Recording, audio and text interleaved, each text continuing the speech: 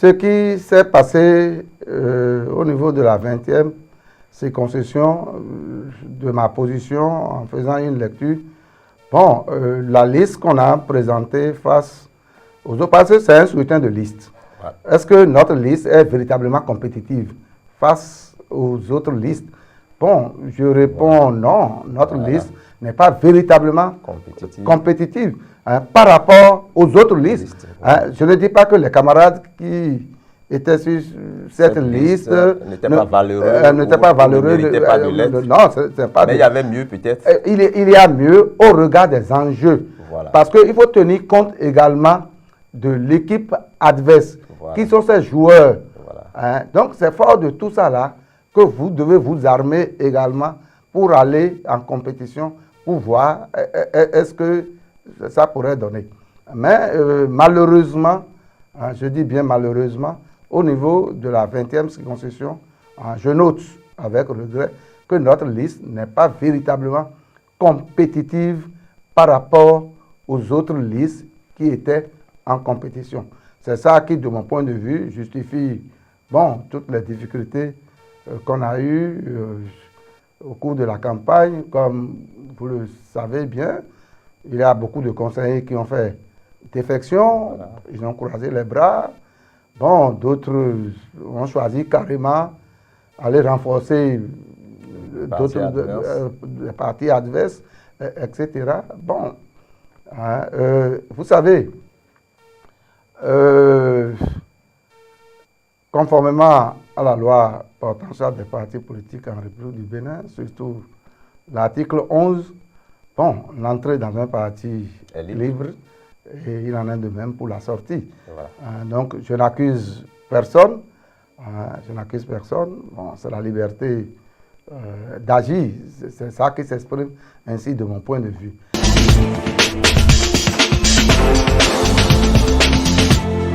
Pour vendeurs et acheteurs, la tomate est devenue une denrée difficile à acheter. Au marché Wando, le prix du grand panier de tomates a atteint 60 000 francs CFA. Contrairement à l'année dernière, la tomate est très chère cette année.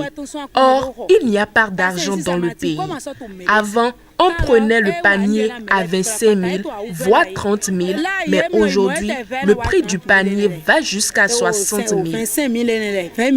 L'année passée, c'est trop. Voici la tomate de 200 francs. Il y en a qui viennent et qui demandent même à en acheter pour 100 francs, le tout avec le piment et l'oignon.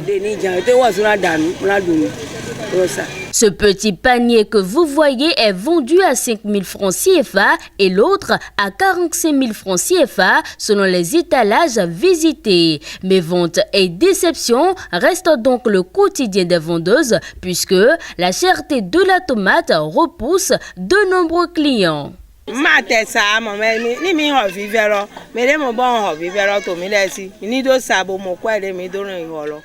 ne vend même pas.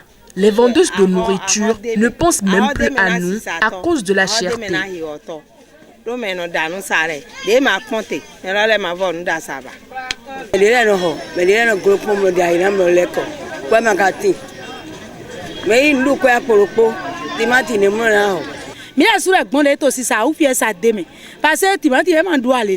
Nous rencontrons d'énormes difficultés dans l'achat des tomates sans pour autant vendre.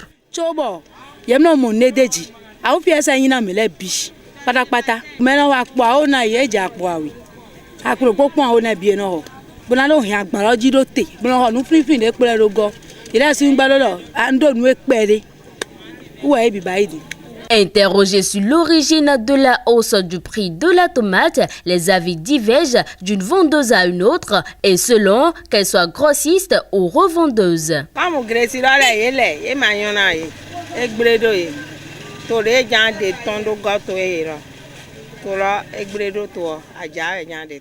Ce n'est que le Nigeria qui nous livre la tomate à présent, d'où la cherté que nous remarquons.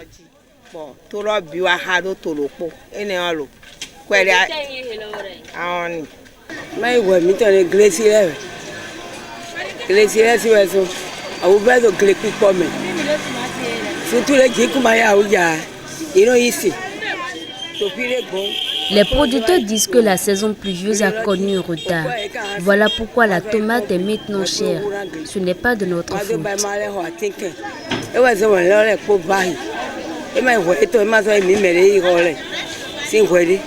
Il faut noter que la tomate connaît une augmentation de prix de façon cyclique et saisonnière. Pendant ce temps au marché, le prix de l'oignon est en chute libre.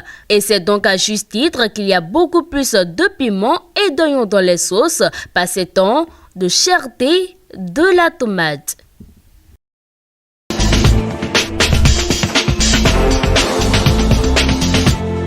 Contrairement à Baraka Amidou qui en février 2022 a ramassé par terre un sac contenant 14 millions et l'a retourné à son propriétaire, le jeune Hervé qui a reçu par erreur sur son compte Momo une somme avoisinant 3 millions a refusé de restituer les sous.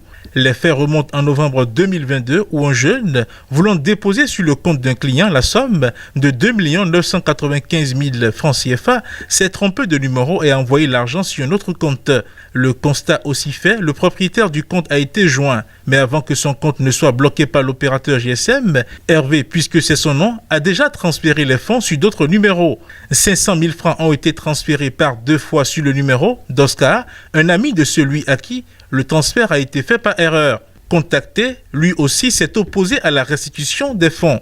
Par la suite, l'Office central de répression de la cybercriminalité a été saisi et une enquête a été ouverte.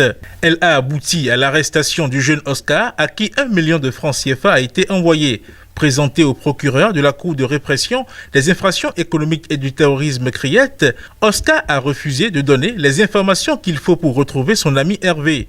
De plus, il a continué par s'opposer au remboursement des fonds perçus. Une attitude qui lui a valu la condamnation à 7 ans de prison ferme.